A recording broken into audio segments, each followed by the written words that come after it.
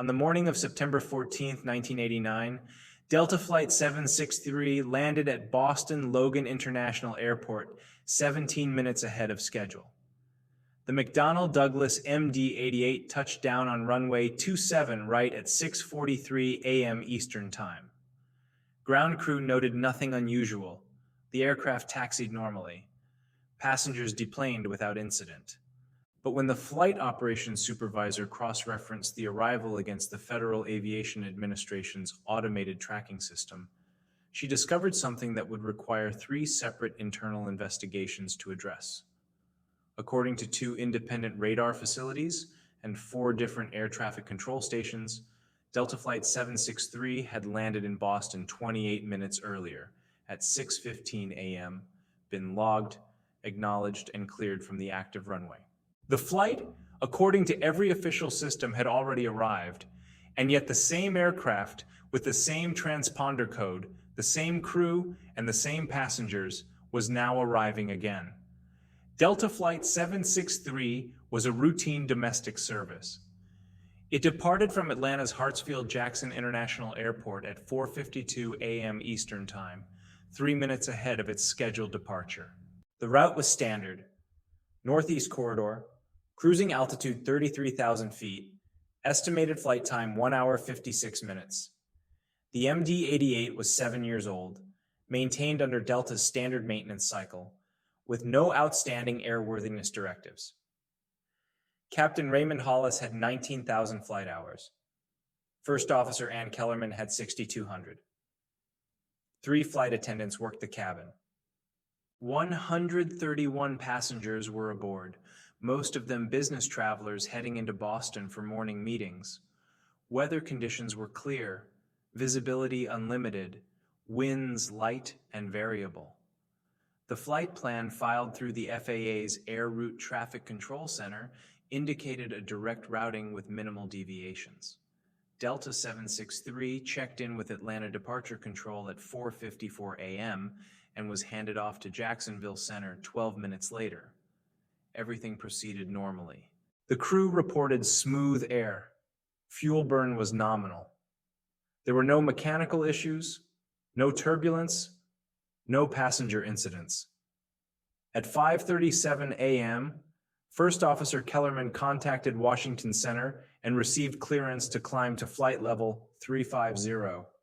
At 6:09 a.m., the flight checked in with Boston Center.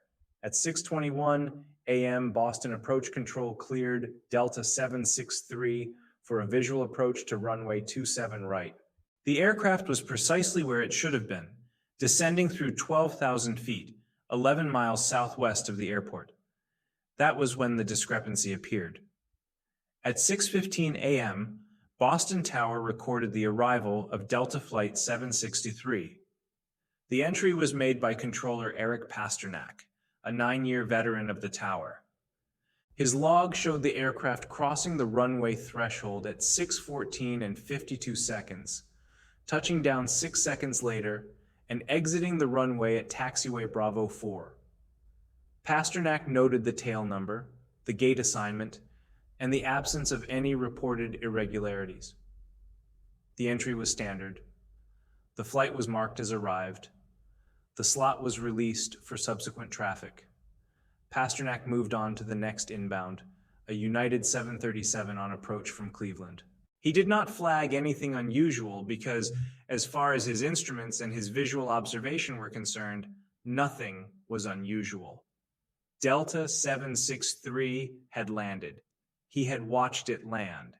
6 minutes later, Boston Approach Control handed off another aircraft to the tower. The call sign was Delta 763. The transponder code matched. The altitude and heading were consistent with an aircraft on final approach. Pasternak responded with the standard landing clearance. He did not question the call sign. He did not reference his prior log entry. Controllers manage dozens of flights per hour. Call signs recycle. Equipment overlaps. His focus was on the active runway and the separation standards between successive arrivals. He cleared Delta 763 to land, the same flight he had cleared 28 minutes earlier. The MD-88 touched down at 6:43 a.m., exactly where approach control had vectored it. Pasternak logged the arrival. Only this time, when the gate supervisor contacted the tower to confirm the aircraft's on-time status, she mentioned that her paperwork showed an earlier arrival already logged in the system. Pasternak pulled his records. He found 2 entries for Delta 763, both on the same date, both with the same tail number, both marked as landed on runway 27 right, the first at 6:15 a.m., the second at 6:43 a.m. He assumed a clerical error, a duplicated entry, something he or another controller had mistakenly logged twice. But when he contacted Boston Center to reconcile the logs, the center's radar data showed only one arrival, at 6:43 a.m. There was no radar track for Delta 763 prior to 6:21 a.m. The aircraft had not been in Boston airspace at 6:15. It could not have been. At that time, according to radar, the flight was still 74 nautical miles southwest of Logan, descending through 18,000 feet under the control of Boston Approach. Boston Approach was asked to review their tapes. Approach confirmed Delta 763 had been under their control continuously from 6:09 a.m. until handoff to tower at 6:21. There had been no gap in coverage, no dropped transponder signal, no anomalous radar behavior. The aircraft had followed its assigned route without deviation. When approach handed off the flight to tower, it was 11 miles out, precisely on the localizer for runway 27 right. Approach had no record, no radar data, and no communication indicating that Delta 763 had landed earlier. Delta's operations supervisor at Logan was Mary Costello, who had been with the airline for 14 years.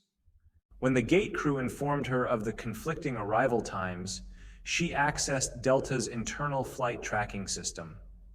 That system pulls data directly from FAA radar feeds and integrates it with the airline's scheduling software.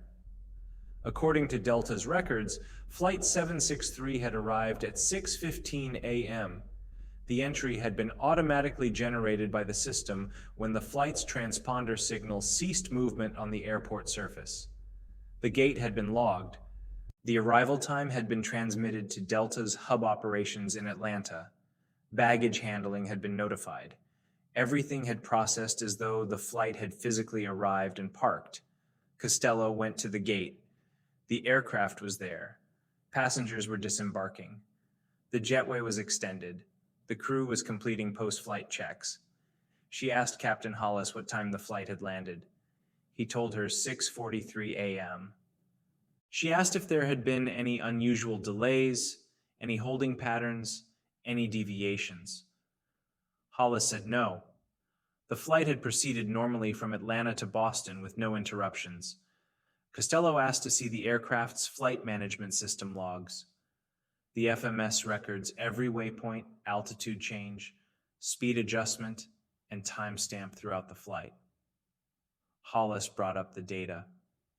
The log showed a departure from Atlanta at 4:52 a.m., a continuous flight along the filed route, and a landing at Boston at 6:43 a.m. There was no gap, no missing time, no indication that the aircraft had been anywhere other than en route.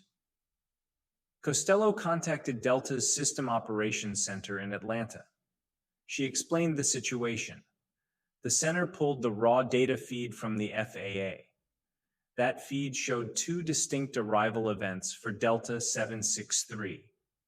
One at 6:15 a.m., automatically logged when the transponder registered a position on the ground at Logan, stationary at the assigned gate. The second at 6:43 a.m., logged the same way. The center's analysts initially assumed a software error, a duplicated packet of data, something that had caused the system to register the same arrival twice. But the timestamps were 28 minutes apart. The transponder codes matched. The latitude and longitude coordinates matched. Both entries indicated the aircraft was on the ground, stationary, at the same gate. If it had been a software duplication, the timestamps should have been identical or separated by milliseconds, not nearly half an hour. The FAA was notified. An investigator from the Boston Flight Standards District Office arrived at Logan that afternoon. He reviewed the tower logs, the radar data, the approach control tapes, and the airline's internal records. He interviewed Pasternak and the other controllers on duty. He examined the aircraft's transponder and the FMS data. He requested a download of the cockpit voice recorder and flight data recorder, even though no incident had been officially declared. Captain Hollis and First Officer Kellerman were asked to provide written statements detailing the flight from departure to arrival, including every frequency change, every altitude assignment, every communication with ATC. Both crew members provided consistent accounts. They had departed Atlanta on time, flown the assigned route without deviation, and landed in Boston at 6:43 a.m. Neither recalled anything unusual. Neither had observed any anomalous instrument behavior. Neither had been told by ATC that there was any confusion regarding their flight. The flight data recorder was analyzed at the FAA's Technical Center in New Jersey. The recorder stores parameters including airspeed, altitude, heading, engine performance, control inputs, and GPS-derived position. The data covered the entire flight from engine start in Atlanta to shutdown in Boston. It showed a continuous, uninterrupted flight. The aircraft had departed at 4:52 a.m., climbed to cruise altitude, followed the assigned route, descended on schedule, and landed at 6:43 a.m. There was no period of missing data. There was no indication that the recorder had been powered off or reset. The timestamps in the recorder matched the timestamps in the FMS and matched the crew's statements. According to every instrument on the aircraft, the flight had lasted 1 hour and 51 minutes and had landed once at 6:43 a.m. But the tower's physical logbook, a handwritten record maintained as a backup to electronic systems, contained Pasternak's entry for Delta 763 at 6:15 a.m. Pasternak's handwriting was confirmed. The entry had been made in real time, not backdated. The ink analysis, later requested by Delta's legal team, showed the entry was consistent with having been written during the morning shift on September 14th. Pasternak was asked if he could have been mistaken, if he could have logged the wrong flight or misread a call sign. He said no. He remembered the flight. He remembered clearing it to land. He remembered watching the MD-88 touchdown and exit at Bravo 4.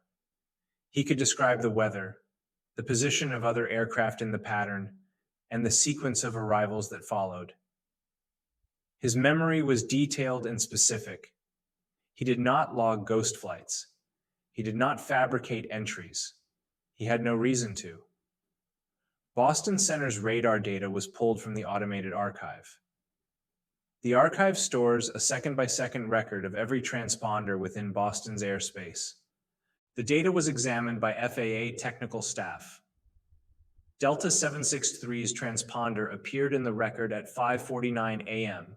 when the flight entered Boston Center's airspace from the south. The transponder track was continuous and unbroken. The aircraft's position updated every sweep of the radar, approximately once per second. At no point did the transponder disappear, reappear, or jump to a different location.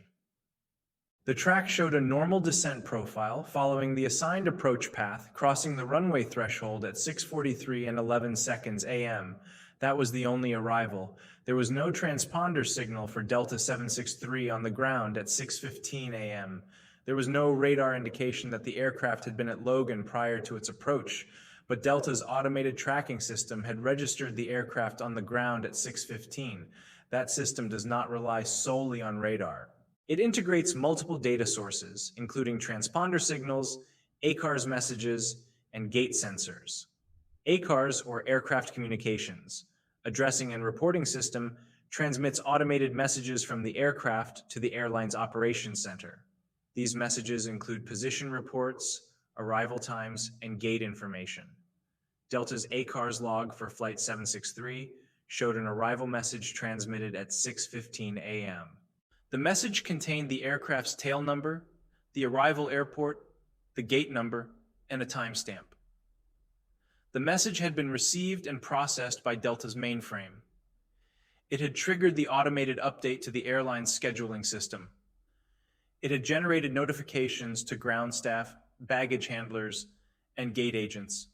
The ACARS message is transmitted automatically by the aircraft's onboard computer when certain conditions are met, such as the aircraft coming to a complete stop on the ground and the parking brake being set.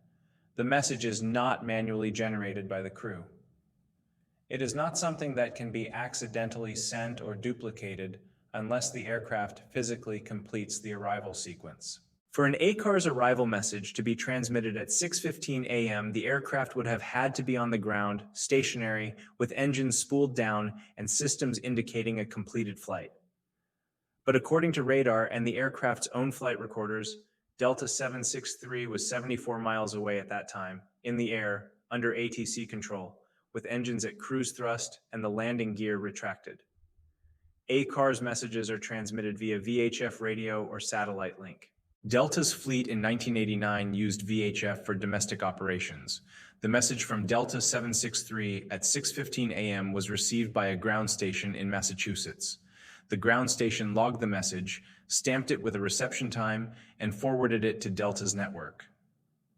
The message was intact, properly formatted, and contained no data corruption. It was identical in structure and content to the arrival message transmitted at 6:43 a.m., except for the timestamp. Two arrival messages, 28 minutes apart, from the same aircraft, indicating the same gate. Delta's technical team examined the aircraft's ACARS unit after the flight. The unit was removed and sent to the manufacturer for analysis. The manufacturer reported no faults. The unit's internal memory contained both transmitted messages, the first at 6:15, the second at 6:43. The unit's timestamp was synchronized with GPS time, which is maintained by atomic clocks, and is accurate to within nanoseconds. There was no indication of a clock error, a reset, or a malfunction. The unit had transmitted two separate arrival messages because, according to its programming, the aircraft had completed the arrival sequence twice. The passengers were questioned. None reported anything unusual. Most had been asleep or reading. A few recalled the descent and landing as smooth and routine. Several checked their watches when the aircraft touched down and confirmed the time as approximately 6:43 a.m. One passenger, a software engineer from Burlington, Massachusetts, noted that his watch showed 6:44 when he stood to retrieve his bag from the overhead bin. He was certain of the time because he had an 8 a.m. meeting and was calculating whether he would make it. Another passenger, a sales manager from Atlanta, had called his office from a payphone in the terminal immediately after deplaning.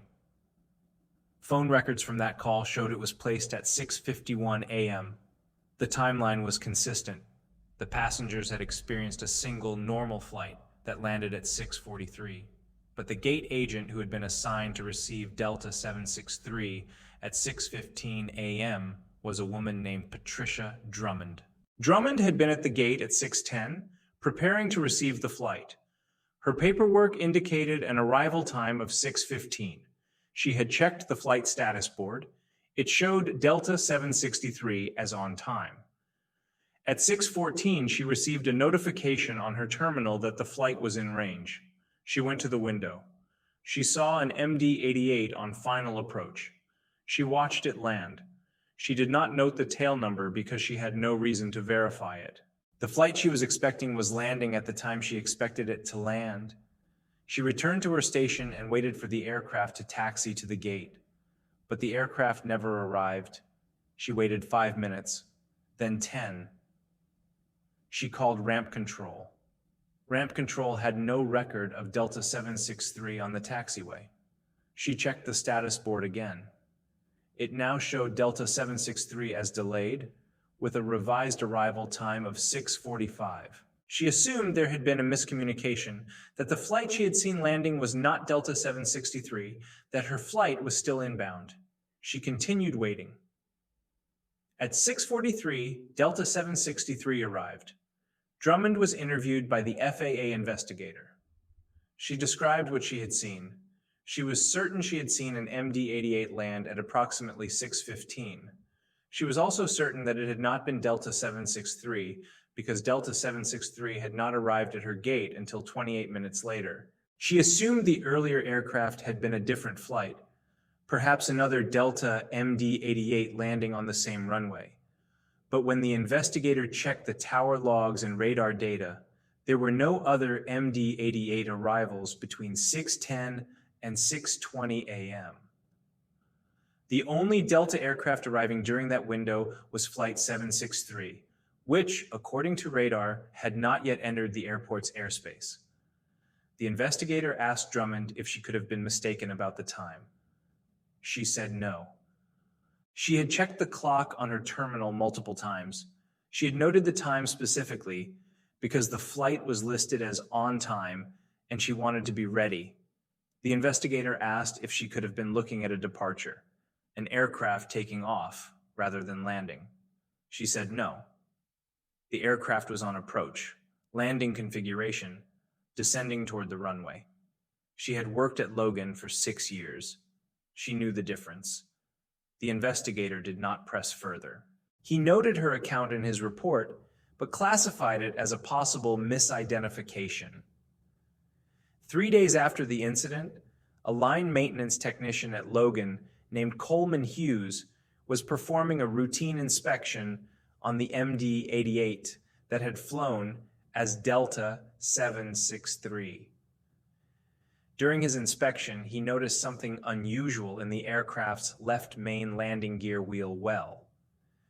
There was a faint residue on one of the hydraulic lines, a discoloration that suggested heat exposure. Hughes flagged it for further inspection. The hydraulic line was removed and sent to Delta's maintenance facility in Atlanta. The analysis showed that the line had been exposed to temperatures higher than normal operational limits, but not high enough to cause failure or compromise safety.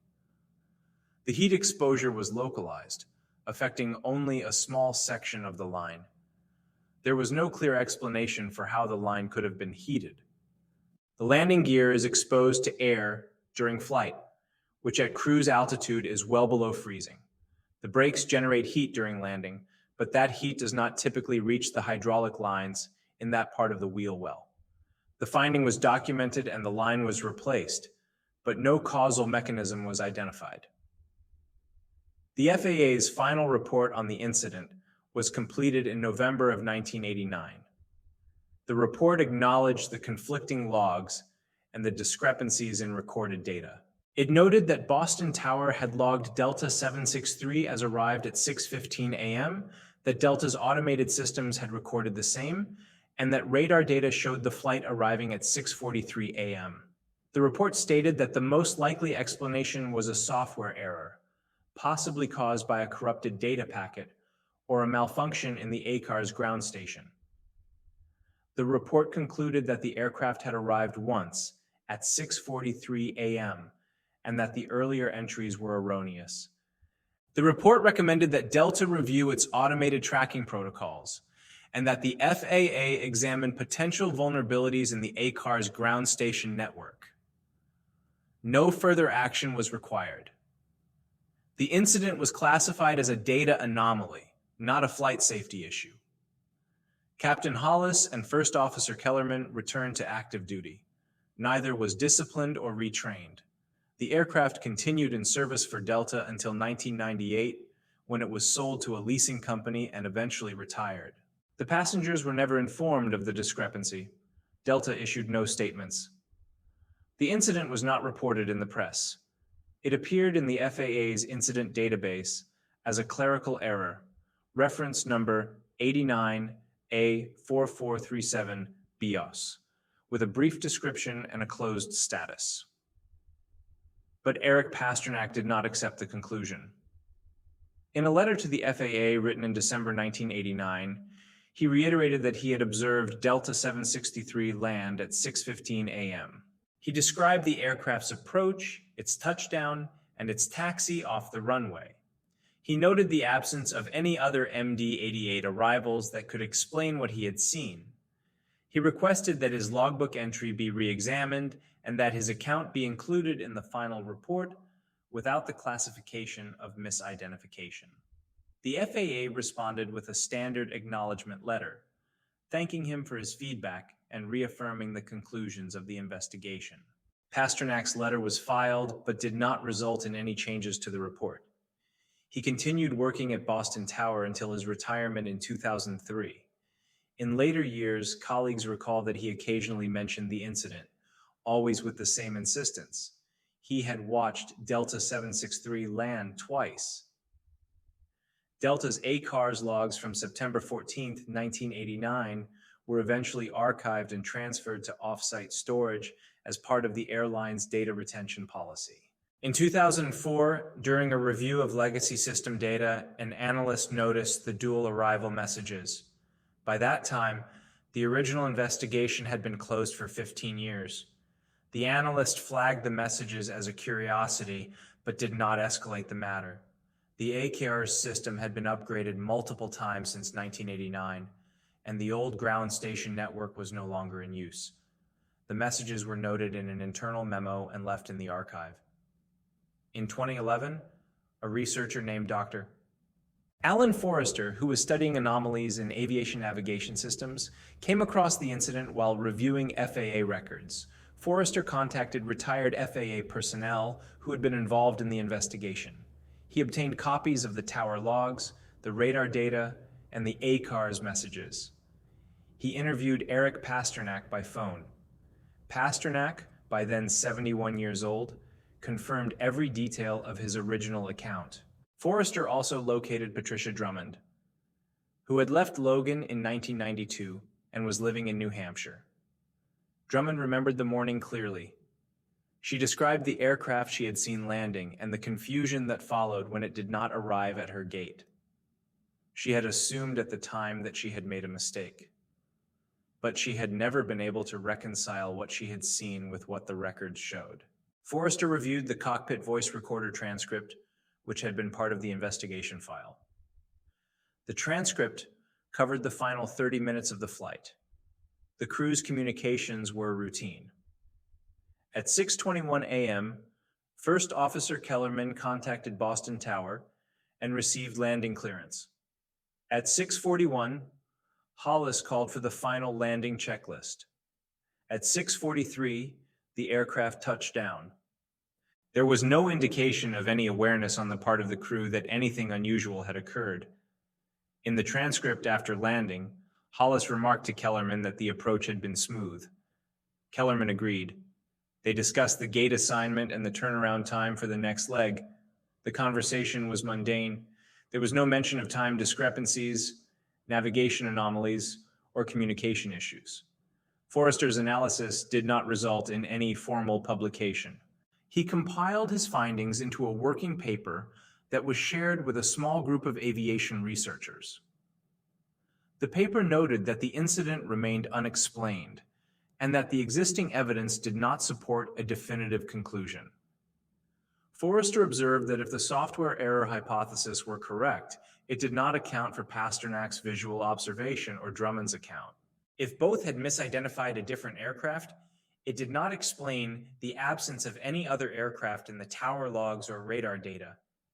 If the ACARS messages were corrupted or duplicated, it did not explain why the corruption would produce a realistic timestamp 28 minutes prior to the actual arrival, rather than a random or concurrent error. Forrester suggested that the incident warranted further review, but by that time, many of the original witnesses and investigators had retired or passed away, and the physical evidence had been disposed of according to standard retention schedules. In 2017, the National Transportation Safety Board conducted a broad study of air traffic control data integrity. The study examined incidents in which recorded data conflicted with observed events. The Delta 763 incident was included in the study as a case example. The study's authors noted that while software errors and data corruption were common explanations for such incidents, the Delta 763 case was unusual because it involved multiple independent systems, all of which recorded the earlier arrival. The study did not offer a new conclusion, but recommended continued monitoring of data integration points where human observation, radar tracking, and automated reporting systems intersect. The MD-88 that flew as Delta 763 on September 14, 1989, was tail number November 951 Delta Lima. After its sale in 1998, the aircraft was operated by a regional carrier in South America until 2003, when it was damaged in a runway excursion and subsequently scrapped. No further anomalies were reported during its operational life. The aircraft's maintenance records showed no recurring issues, no unexplained system faults, and no incidents beyond routine wear and expected failures. The hydraulic line that had shown heat exposure was replaced in 1989, and the replacement line showed no abnormalities during subsequent inspections. Captain Hollis retired from Delta in 2002. He passed away in 2014. First Officer Kellerman continued flying until 2007 and now lives in Florida. In a brief email exchange in 2016, Kellerman was asked about the flight. She replied that she remembered it only because of the questions that followed. She said the flight itself had been entirely normal and that she had not been aware of any discrepancy until the FAA investigator contacted her 2 days later. She stated that she reviewed her own notes and logbook after the interview and found nothing unusual. She added that she had flown thousands of flights over her career and that most of them blended together. Delta 763 on September 14, 1989, would have been just another flight if not for the administrative confusion that followed. Boston Logan Tower's logbooks from 1989 are stored at the FAA's Regional Archive in Burlington, Massachusetts. The entries are preserved as part of the historical record. Pasternak's handwriting on September 14th is clear and legible. 2 entries for Delta 763, one at 6:15 a.m., one at 6:43, both marked as completed arrivals on runway 27 right. No corrections, no annotations, no indication that one was added later or that either was in error. If you follow aviation mysteries and unexplained incidents, subscribe for future investigations.